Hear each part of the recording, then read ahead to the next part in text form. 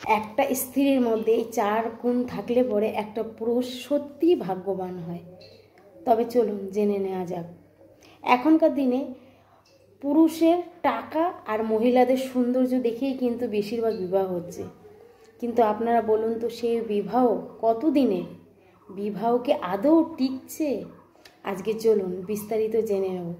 আর জানতে হলে আমার এই ভিডিওটি পুরোপুরি দেখবেন প্লিজ। প্রথম হচ্ছে 1 নম্বর, যে মহিলা মধ্যে ধৈর্যশীল গুণ আছে, অথচ ধরুন যে ধৈর্যভাবে কাজ করতে পারবে, সেই কিন্তু স্বামীর সংসার জয় করে নিতে পারবে। কথায় আছে, তাড়াতাড়ি কাজ করা নাকি শয়তানের কাজ। তাই যে মহিলা সারা জীবন স্বামীর সংসারে ধৈর্য ধরে স্বামীর সংসার করতে পারবে, সেই স্বামীর সংসার উন্নতি করতে পারবে। তাই ধৈর্য ধরা কিন্তু একটা মহিলার মধ্যে বিরাট গুণ।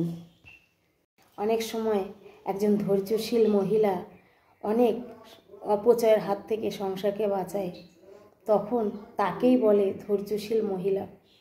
ধৈর্য ধরে যে সংসারকে অপচয়ের হাত থেকে বাঁচাবে, সেই সংসারই স্বামীর মনের মতন হয়ে উঠবে। 2 নম্বর, ঠান্ডা মাথায় যে মহিলা ঠান্ডা মস্তিষ্কের কাজ করে, তো সেই মহিলাই স্বামীর সংসারকে অনেক অনেক অনেক উঁচুতে উঠাতে পারে। যেমন ধরুন, হুটহাট করে কোনো কাজ করে বসে না, স্থান কাল পরিবর্তন করতে জানে, যে কখন কখন কোন কাজটা করতে হয়, তখন সেই ঠান্ডা মস্তিষ্ক নিয়েই সেই কাজটা সংসার করে, আর তখনই স্বামীর সংসার আর মন দুটোই জয় করে নিতে পারে। 3 নম্বর, যদি কোনো মহিলার মধ্যে সঠিক গুণ থাকে, তাহলে একটা সংসার একটা মহিলা ছোট বড় সবাইকে নিয়ে মানিয়ে চলতে পারে, আর কখনো সংসারে কুটকাচালি নিয়ে অশান্তির সৃষ্টি করতে দেয় না। তখনই তার বুদ্ধির পরিচয় পাওয়া যায়।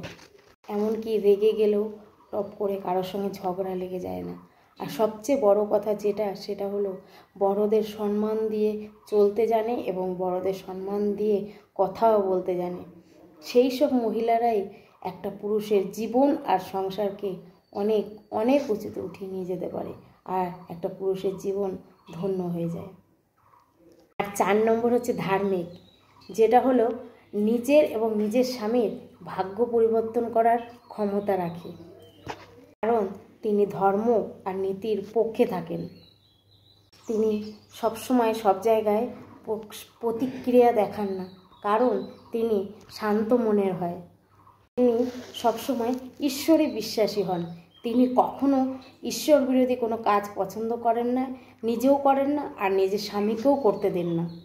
নিজের পরিবারকে সবসময় অন্যায় থেকে দূরে সরিয়ে রাখেন, আর নিজের সন্তানদেরকে সবসময় ঈশ্বরে বিশ্বাসী হওয়ার প্রতিক্রিয়া দেন, যে সবসময় সন্তানরা যাতে নিজের মতন ঈশ্বরে বিশ্বাসী হন।